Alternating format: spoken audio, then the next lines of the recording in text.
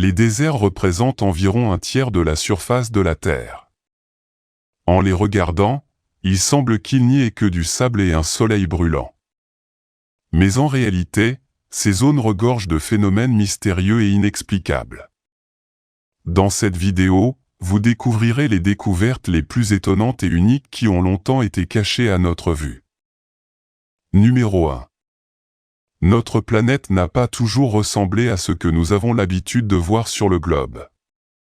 Il y a plus de 175 millions d'années, il existait sur Terre un supercontinent appelé Pangée, qui s'est brisé en séparant l'Afrique, l'Amérique du Sud, l'Australie, l'Inde et l'Antarctique. Tout cela s'est produit après l'évolution des systèmes récifaux intercontinentaux dans les océans Atlantique et Indien. Aujourd'hui, quelque chose de similaire se produit en Afrique de l'Est, et l'Afrique se divise progressivement en deux parties. Du nord de l'Éthiopie au centre du Mozambique, une grande fissure connue sous le nom de rift africain s'est formée. Des fissures se forment à la suite de la séparation de deux plaques tectoniques. La vallée du rift s'étend au rythme de plusieurs mètres par an. Sur la base de ces données, les scientifiques suggèrent que la séparation de l'Afrique de l'Est du continent principal se produira dans 3 à 4 millions d'années. Actuellement, la largeur de la fissure atteint 62 000 et la profondeur est de 3 000 pieds. À la suite de ce qui se passe dans la zone de rift de la mer Rouge, une nouvelle croûte océanique se formait. Après la séparation de l'Afrique de l'Est, un nouvel océan devrait apparaître ici. Numéro 2. En Australie, sur le plateau Fini, à 37 miles de la colonie de Murray, se trouve le plus grand géoglyphe de notre planète, appelé The Marrayman ou Stuart Giant. Cette image a été découverte depuis les airs par le pilote Trevor Smith en juin 1998. Le gigantesque géoglyphe représentait un chasseur tenant un bâton de jet. La taille de l'homme dessiné au sol était supérieure à 2000 et le périmètre total du dessin dépassait 17 000. Immédiatement après la découverte du géoglyphe, les scientifiques ont commencé à l'étudier. Selon lui, le dessin a été créé récemment, probablement peu de temps avant sa découverte, à l'aide d'un GPS et d'une excavatrice pendant 8 à 10 semaines. En raison des particularités du sol, les lignes s'estompent progressivement et doivent même être restaurées pour que le géoglyphe ne disparaisse pas de la surface de la Terre. Bien entendu, tout le monde souhaitait savoir qui était l'auteur de cette gigantesque image. Les premiers soupçons sont tombés sur les membres de la tribu Arabana, mais l'apparition du géoglyphe a provoqué le mécontentement des aborigènes, car ils pensaient que quelqu'un avait ainsi profané leur terre. Des piquets ont été trouvés à certains endroits sur le géant Stuart, qui ont probablement été utilisés pour le marquage et ont aidé l'auteur du dessin à créer un chef-d'œuvre d'une ampleur impressionnante. Et si ce n'était pas les aborigènes, c'était probablement un artiste inconnu qui voulait faire sensation. Après tout, le géoglyphe était considéré comme l'image d'une civilisation ancienne jusqu'à ce qu'il devienne évident que les lignes du dessin disparaissaient rapidement. Cependant, on ne sait toujours pas comment, pendant plus de 2 mois, ils sont restés inaperçus auprès des habitants indigènes. Numéro 3. Lors de fouilles en Égypte, les archéologues découvrent régulièrement des découvertes intéressantes. L'un d'eux était un mystérieux escalier situé près des grandes pyramides de Gizeh. Les scientifiques tentent depuis longtemps de comprendre qui l'a construit et où il mène. Le mystérieux escalier se trouve à l'intérieur du mur et ses marches descendent à 100 pieds sous terre, formant un passage étroit qui mène à une impasse. Aucune image ou hiéroglyphe n'a été trouvée sur les murs à l'intérieur du passage qui pourrait aider les archéologues à percer le mystère de l'objectif du couloir. Un gros bloc de pierre a été trouvé au sommet de la tranchée, et il est très probable que le couloir ait été entièrement recouvert de tels blocs dans le passé. Au fond du mystérieux couloir, il faisait très humide, laissant croire aux scientifiques que cet endroit avait été construit par les Romains et servait à refroidir les amphores. Dans le même temps, le couloir ressemblait à l'entrée du système de tunnels souterrains construit par les Égyptiens. Par conséquent, les égyptologues suggèrent également que l'escalier aurait pu servir d'entrée secrète au temple du dieu Sérapi, qui n'a pas encore été découvert par les archéologues. À cette époque, les fouilles sur le territoire de l'escalier mystérieux se poursuivent, et cela deviendra peut-être la clé pour faire de nouvelles découvertes liées à l'histoire de l'Égypte ancienne. Numéro 4. De nombreux touristes empruntant la route panaméricaine au Chili arrêtent leur voiture pour découvrir ce qui s'élève parmi les dunes de sable du désert d'Atacama. Une gigantesque main pointée vers le ciel suggère qu'un géant est enfoui au plus profond des sables chauds. Mais bien entendu, il n'y a pas de géant là-bas. L'énorme palmier a été érigé dans le désert en 1992. Son créateur est le sculpteur chilien Mario Irarrázaval. L'œuvre d'art est en béton armé et la hauteur de la paume est de 35 pieds. Le créateur de la sculpture a expliqué qu'elle montre à quel point une personne est vulnérable et sans défense lorsqu'elle est laissée seule face aux forces de la nature. Le désert d'Atacama a été choisi pour cette installation pour une raison. Cet endroit est considéré comme le désert le plus chaud du monde et est même appelé la vallée de la mort, car sur plusieurs dizaines de kilomètres, à part le sable et le soleil, il n'y a rien ici. Malgré les conditions difficiles du désert, de nombreux touristes souhaitent toucher cette sculpture. Certains d'entre eux tentent de laisser un souvenir d'eux-mêmes sous forme d'inscriptions diverses, ce qui gâche sans doute l'attrait. Heureusement, les autorités locales prennent soin de la main géante et effacent périodiquement les autographes des touristes irresponsables. Numéro 5. Il existe un endroit étonnant en Namibie, une véritable ville fantôme où la vie prospérait autrefois. En 1908, un cheminot nommé Zacharia Lewala a accidentellement trouvé un diamant.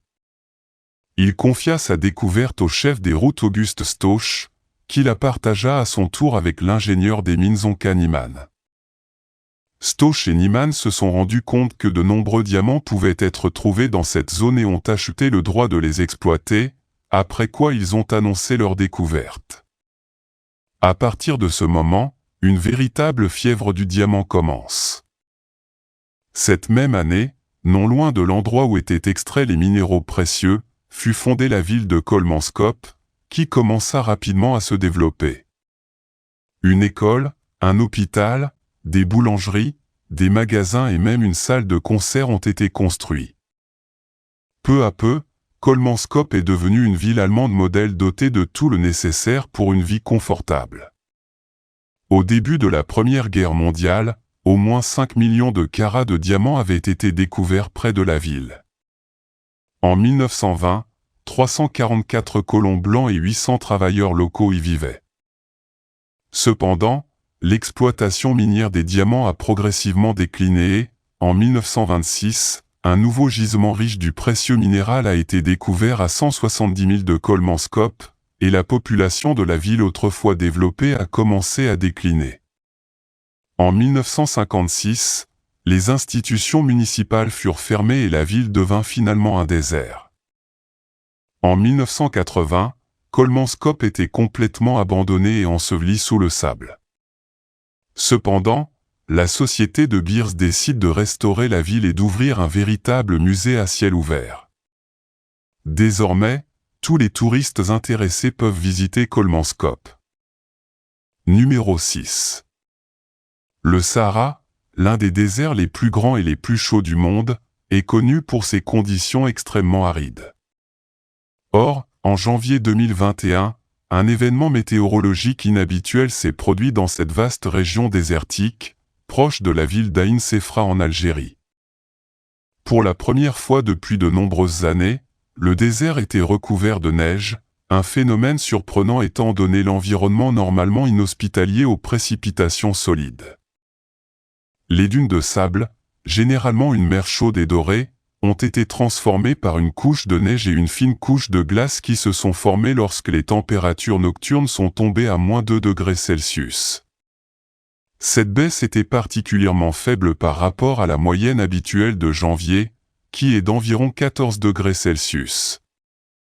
Ce phénomène n'est pas totalement sans précédent, le Sahara a en effet connu des épisodes de neige à d'autres occasions, comme en 1979, 2016 et 2018.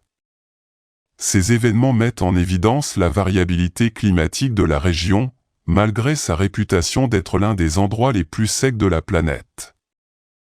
Au cours des dernières centaines d'années, le Sahara a connu de nombreux changements climatiques. Bien que la région soit aujourd'hui connue pour son extrême sécheresse, les scientifiques ont proposé que, sur une période d'environ 15 000 ans, le désert pourrait subir une transformation significative et se couvrir d'une végétation verte. Cette prédiction suggère un avenir dans lequel le Sahara pourrait passer du statut de désert aride à une région dotée d'un écosystème beaucoup plus vert et diversifié. Numéro 7. Saviez-vous qu'il existe un endroit extrêmement chaud et unique sur Terre appelé la dépression de Danakil? Il est situé dans le désert du même nom en Éthiopie. La région possède des paysages étonnants, avec des gisements de sel, des geysers de soufre et un lac de lave dans un volcan. Il est reconnu comme l'endroit le plus chaud et le plus bas du monde, situé à 125 mètres sous le niveau de la mer. Même si les conditions sont difficiles, les scientifiques ont fait ici d'importantes découvertes, comme des restes d'Australopithecus afarensis vieux de plus de 3 millions d'années. Il a également été constaté que des micro-organismes vivent dans l'eau chaude qui sort des roches malgré les conditions difficiles. Bien que Danakil ressemble à un endroit infernal, il est populaire auprès des touristes et autour de la dépression se trouvent des colonies où vivent des gens. Numéro 8. Grâce aux images satellites, des scientifiques ont fait une découverte surprenante dans le désert du Sahara en Libye. Plus de 100 structures ressemblant à des châteaux fortifiés ont été découvertes, datant d'environ 2000 ans. Ces constructions sont l'œuvre de l'ancienne civilisation garamante, dont on sait peu de choses. Cette découverte est précieuse pour les historiens et les archéologues. Lors de l'exploration des ruines, des experts de l'université de Leicester ont trouvé des structures atteignant 4 mètres de haut, des restes de maisons locales, des pyramides funéraires et des systèmes d'irrigation. Cette découverte remet en question les anciennes chroniques romaines qui décrivaient les Garamantes comme des nomades sauvages, car les ruines suggèrent qu'il s'agissait d'une civilisation sédentaire et avancée, capable de s'adapter à la vie dans une région désertique soumise à d'incroyables sécheresses. Numéro 9. En vous promenant en Australie, vous n'auriez guère envie de rencontrer une créature si énorme que les kangourous semblent inoffensifs en comparaison. Pendant la majeure partie de la période du Pléistocène, qui s'est étendue il y a 1,6 million à 40 000 ans, on pouvait rencontrer en Australie une créature terrifiante et extrêmement grande connue sous le nom de diprotodon. Ce quadrupède avait un corps court, une queue et des membres épais qui ressemblaient à des troncs. L'ancien marsupial mesurait 2 mètres de haut et pesait plus de 2,5 tonnes. Il est difficile de croire qu'un marsupial puisse peser plus qu'une voiture moyenne, mais des découvertes antérieures suggèrent que l'Australie était autrefois une terre habitée par des animaux étranges et uniques, notamment des diprotodons. Cet ancien marsupial, 200 fois plus grand que ses parents modernes comme les wombats et les koalas, aurait pu causer des problèmes écologiques en raison de son grand appétit pour les feuilles et les arbustes. Bien qu'on les pensait inoffensifs, ils vivaient en groupe près de l'eau, évitant les collines en raison de leur mobilité limitée. Bien qu'ils soient grands, on pensait qu'ils étaient timides et évitaient les prédateurs. Les aborigènes vivaient en paix avec eux, mais l'espèce est aujourd'hui éteinte, ne laissant que des ossements. Qu'ils chassaient ou s'attaquent aux humains reste un mystère. On espère que les scientifiques seront en mesure de répondre à ces questions à l'avenir. Numéro 10. Dans les régions reculées de l'Australie occidentale, au milieu de terres arides, se trouve le site du plus ancien impact de météorites, le cratère de Yarabuba. Des études géologiques ont établi que cette formation est apparue il y a un peu plus de 2,2 milliards d'années, mettant peut-être fin à une période glaciaire mondiale. Actuellement, il s'agit de la plus ancienne découverte sur Terre faite par les scientifiques. Pour obtenir des résultats plus précis sur l'âge du cratère Yarabuba, les scientifiques ont utilisé des échantillons de minéraux régionaux, notamment du zircon et de la monazite, qui contiennent de l'uranium dont le taux de désintégration est connu. Bien que cela paraisse simple, le processus impliquait des analyses avancées avec un équipement moderne. Le cratère, qui mesurait autrefois 70 km de diamètre, rétrécit progressivement et n'est plus qu'une petite colline rouge appelée Barren Hill. Même si elle peut disparaître avec le temps, la valeur de la découverte persiste, puisque l'impact de la météorite a provoqué d'importants changements climatiques qui ont influencé le développement ultérieur de la Terre et sa vie. Sans cet événement, la Terre aurait pu rester gelée sans subir de réchauffement climatique. Numéro 11. Le dragon épineux, le démon ou le Moloch, ce sont tous les noms d'un petit lézard appartenant à la famille Agamida qui vit dans les déserts sablonneux de l'ouest et du centre de l'Australie. Le dragon épineux pourrait être l'une des créatures les plus fantaisistes et intéressantes du continent. Le dragon épineux, couvert d'épines, survit dans des conditions difficiles en recherchant constamment de la nourriture et de l'eau. Il récupère l'eau de pluie et la rosée et les amène directement à votre bouche depuis votre peau.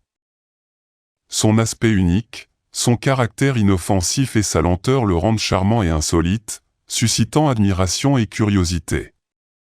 Les épines de sa tête ont des os et sa coloration brun doré aide au camouflage. Leur cou, en forme de coussin, facilite la collecte et le transport de l'eau. Le dragon épineux, spécialisé dans la chasse aux fourmis, ne représente aucune menace pour l'homme. Numéro 12. Lézard est l'un des premiers mots qui viennent à l'esprit lorsqu'on pense à l'Australie. Les locaux les trouvent presque tous les jours, mais tout le monde ne parvient pas à faire une découverte unique. Une espèce rare d'amphibien ressemblant à un lézard a été découverte l'année dernière. Les experts pensent que la créature identifiée habitait l'Australie il y a environ 247 millions d'années. En 1997, Michael Madus, agriculteur à la retraite, a découvert les restes fossilisés d'un amphibien alors qu'il réparait un mur de jardin en Nouvelle-Galles du Sud. Après avoir découvert le fossile, il a contacté le musée australien de Sydney et a transféré la découverte. Des experts, dirigés par le paléontologue Lanken Hart, ont étudié les restes pendant plus de 25 ans pour découvrir la vérité derrière le fossile. Heureusement, un autre squelette bien conservé a été découvert, permettant aux chercheurs de résoudre le mystère. Hart et d'autres paléontologues suggèrent que l'amphibien mesurait environ 1,5 m de long et ressemblait à la salamandre géante chinoise par la structure de sa tête. Cette créature, appelée Ariton supinatus, était nettement plus grande que ses descendants modernes, comme l'indiquent ses côtes et ses tissus mous. On pense que cet amphibien prédateur a vécu dans les lacs et les ruisseaux d'eau douce de Sydney et appartient à la famille des Tinospondylii, connue pour avoir survécu aux extinctions massives sur Terre.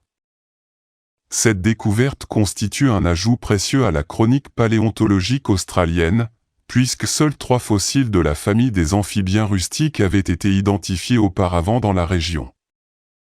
Numéro 13. En 2018, les cinéastes Léon Deschamps et Sean Thompson cherchaient du matériel pour un documentaire sur l'exploration française de l'Australie. Ils ont utilisé des détecteurs de métaux à Shark Bay, en Australie occidentale, et ont trouvé un rare Bouddha de la dynastie Ming, en particulier une petite statue de bébé Bouddha. Cette révélation surprenante a suscité la polémique, certains pensaient qu'il s'agissait d'un faux, tandis que d'autres se demandaient comment une statue de la dynastie Ming avait fini par se retrouver en Australie. Les experts ont déterminé son authenticité après un certain temps, mais le mystère de son origine persistait.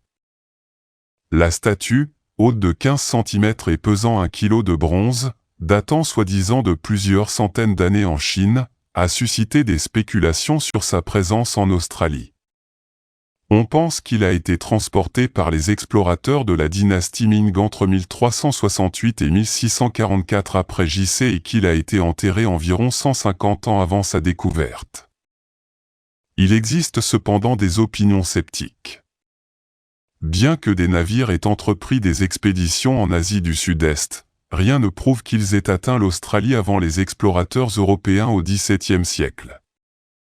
Les théories diffèrent, certaines pensent que la statue a été abandonnée par des perliers ou des pêcheurs chinois dans les années 1870 dans le cadre d'un canular.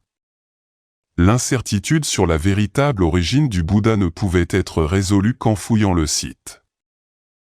Numéro 14. Cette découverte concerne le pharaon Akhénaton, un ancien et célèbre dirigeant. Akhénaton est connu pour son apparence particulière qui ressemble à celle d'une femme, ce qui est inhabituel pour un dirigeant masculin. Il était le père de Toutankhamon et le mari de Néfertiti, une reine controversée. Son médaillon est le plus discuté. Il montre une sorte de véritable vaisseau au disque ressemblant à une soucoupe volante, avec une tête semblable à celle d'un extraterrestre sur le dessus. Cela a conduit à des débats sur la question de savoir si les extraterrestres étaient liés à l'Égypte ancienne. Cependant, le médaillon n'existe qu'en photo et nous ne pouvons pas être sûrs de ce qu'il signifiait réellement pour les Égyptiens.